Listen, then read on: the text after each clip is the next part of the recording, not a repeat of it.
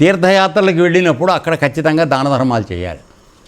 ఎందుకని ఆ ప్రాంతాన్ని నమ్ముకుని కొంతమంది ఉంటారు, వాడు ఎక్కడికి వెళ్ళలేని వాళ్ళు అయి ఉంటారు. వాడు అక్కడే ఎవరన్నా వేస్తే తింటాడు, లేకపోతే లేదు. సో నీ ఆర్జన దోషం, నువ్వు సంపాదించడంలో ఉన్నటువంటి పొరపాట్లు పోవడానికి తీర్థయాత్రకు వెళ్ళినప్పుడు దానం చేసిరా.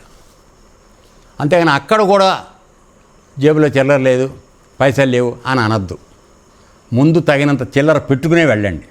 మీకు చెప్పాను నేను అంతకుముందు, మన ఆశ్రమంలో కూడా గుడికి తీసుకెడితే ఎవరి దగ్గర జేబులో డబ్బులు ఉండవు, ఆనందంగా ఉక్కుంటూ రావటమే. ఏమనైతే గురువుగారు ఇవ్వాలి, గురువుగారు ఇస్తాడు, కరెక్టే. పుణ్యం ఎవరికి వస్తుందే? నీకు వస్తుందా? నేను వేస్తే 5 రూపాయలు తేలేరా, 2 రూపాయలు తేలేరా మీతోని? ఏ కాడికి లోపలేసి కూర్చోవడం, ఎవరికీ పెట్టకుండా. ఇక పుణ్యం అంటే వస్తుంది అక్కర్లారా మనకి? అర్థమవుతుంది. విమర్శ కాదు నాన్న, కావాల్సిన స్పృహ. అక్కడికి వెళ్ళాం, అక్కడ ఆ దేవాలయాలన్నీ ఆశ్రయించుకున్నటువంటి వాళ్ళు కొంతమంది బీదవాళ్ళు ఉంటారు, అందులో మంచివాళ్ళు ఉంటారు, ఎవరికి మనం గుర్తుపట్టలేము. అటువంటి వాడికి చేయి దానం, పుణ్యం. అర్థమైందా? ఇక్కడ దేశకాలాదులు అనే దానికి ఇది చెప్పడం అయింది కదా. రెండోది అధికారి అనధికారులకు, అంటే ఒక పని చేయడానికి ఒకడికి అధికారం ఉంది. ఇప్పుడు బాపనాయన ఉన్నాడు, పూజలు చేయాలి, మంత్రం చదవాలి. ఎందుకని? బాపనాడికి ఎందుకు ఇచ్చారు అంటే వాడు వేదాన్ని చదివేటువంటి శక్తి వాడికి మాత్రమే ఉంది. నాలిక చాలా సున్నితంగా ఉంటుంది, ఉండాలి లెక్క ప్రకారం. నాలాగా బండగా ఉన్నవాడు బ్రాహ్మణ అన్నా కాదు, అది వేరే సంగతి. ఓకే, సో సున్నితంగా ఉండాలి. తర్వాత వేదాన్ని మీటరింగ్ ఎలా చదవాలో, దీర్ఘం ఎక్కడ తీయాలి, ఎక్కడ ఇచ్చేయాలి, ఆ విధమైనటువంటి వాడు కొన్ని సంవత్సరాల పాటు గురువుల దగ్గర నేర్చుకుని శిక్షణ పొంది ఆ బీజ మంత్రాన్ని చదవటం వల్ల శక్తి వాడిలో ఉత్పన్నమై ఉంటుంది. తరువాత అటువంటి బీజాలను, శక్తిని వాడి దగ్గర ఉన్నది కనుక వాడు ఉచ్చరిస్తే దేవతలు సంతృప్తి పడతారు. దేవతలు మంత్రాధీనులు, బ్రాహ్మణులు మంత్ర అనుష్ఠానాలు వీళ్ళు చేయగలరు. అందుకని వాళ్ళ భూసురులు అన్నారు. భూమి మీద ఉన్న దేవతలు బ్రాహ్మణులు. ఇప్పుడు అది ఉన్నారా లేరని నన్ను అడగండి, అది వేరే సంగతి, అసలు మాట్లాడద్దు. చెప్పినప్పుడు సంగతి మాట్లాడదు. అర్థమైందన్న? సో నువ్వు దేవతని ప్రసన్నం చేసుకోవాలంటే బ్రాహ్మణుడు చదవాలి, వాడు అధికారి. సపోజ్ ఇప్పుడు తర్వాత జరిగింది, సంఘంలో కూడా వచ్చిన మార్పు చెప్తున్నా. మాలో కమ్మవారు ఈ వెళ్ళి వివాహాలు చేయించడము, క్రతువులు చేయించడం అని కమ్మ బ్రాహ్మణులు పెట్టుకోవడం మొదలుపెట్టారు. వైశ్య బ్రాహ్మణులు పెట్టుకోవడం మొదలుపెట్టారు. ఇప్పుడు ఇక్కడ మన దగ్గర కనుక యాదవ వైకుంఠధామం, మంగళి వైకుంఠధామం, మాదిగ వైకుంఠధామం అని రకరకాలు పెడుతున్నారు. ఏమిటిది? ఎక్కడికి పెడుతున్నాం మనం? పుట్టినప్పుడు నీకు గోత్రం, పేరు, కులం ఉన్నాయా? చచ్చిపోయిన తర్వాత ఉన్నాయా? దేనికి రాది? అంటే మనం బుద్ధి కొద్దిగా సంకుచితం అయిపోతుంది, బాగా సంకుచితం అయిపోతుంది. ఇది అవసరం లేదు, ఇది నా వ్యక్తిగత అభిప్రాయం. చనిపోయిన తర్వాత నువ్వు పరమాత్మ స్వరూపం అయిపోయావు, నిన్ను శివుడితో సమానంగా పూజించాలి. ఏమంటే చనిపోయిన తర్వాత వాడికి విభూతి పెట్టి స్నానం చేయించి అప్పుడు తీసుకెడతాం ఎవరైనా సరే. ఇంకా వాడిలో ఆ జీవుడు వెళ్ళిపోయాడు, ఇది పరమాత్మ సొత్తు, అది దాది శివం అది. సో ఆ విధమైన మర్యాదతో తీసుకెళ్ళాలి. అర్థమైందా? సో అధికారులు అనధికారులు, చేయకూడని వాడు చేయకూడదు. ఇప్పుడు అది లేదు. తీసుకెళ్ళి గుళ్ళలో పంతులను కూడా వేరే కులం వాళ్ళు పెడుతున్నారు.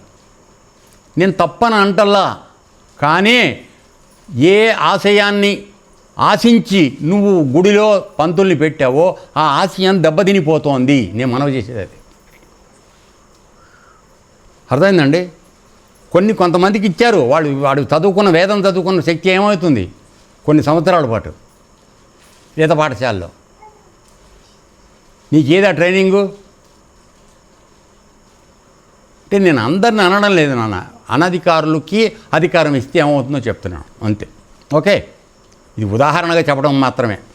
మళ్ళీ నన్ను రేపు పొద్దున్న నా మీద దండయాత్రకు రాకండి, అది ఓకేనా? తర్వాత ఫల ధాన్యాదులకు, అంటే ఫలాలు, ధాన్యం, వీటన్నిటిలో కూడా ఇది మంచిది, చెడ్డది అని చెప్పి కొన్ని కేటగరైజేషన్ చేయడం జరిగింది. అర్థమైందా? నిన్న మీకు విషముష్టికాయ వ్యవహారం ఆ ఉదాహరణ చెప్పాను. అట్లాగే ఫలాలకు అన్నిటినీ కూడా గన్నేరు పూలు ఉన్నాయి, మామూలుగా పూలు పూస్తాయి, దాన్ని ఇట్లా చీకితే తేనె వస్తుంది అందులో, పసుపచ్చ పూలు దానిలో. కానీ అదే ఆ గన్నేరు పప్పు కాయ కొట్టుకు తింటే సూసైడ్ అయిపోతుంది, చచ్చిపోతారు. చచ్చిపోవాలనుకున్న వాళ్ళు ఆ పప్పు కొట్టుకుని తిని చచ్చిపోతారు. ఏమైంది? అది దుర్వినియోగం అయిందా అవలేదా? అది రైట్. తర్వాత అలాగే వివిధ వస్తువులకు చాలా రకాల వస్తువులు ఉన్నాయి, అవి కొన్ని వాడచ్చు, కొన్ని వాడకూడదు. ఏనన్నా?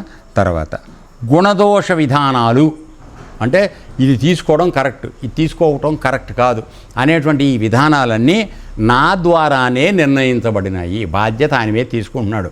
ఒరే ఇది తినకరా నాన్న, తింటే చచ్చిపోతావు అని చెప్పి చెప్పడం జరుగుతుంది. సో ఇవన్నీ నేనే నిర్ణయించేశాను. ఎందుకోసమని? మనకు అవి తెలియవు కదా, అందరికీ అన్నీ తెలుసా? తెలియదు కదా.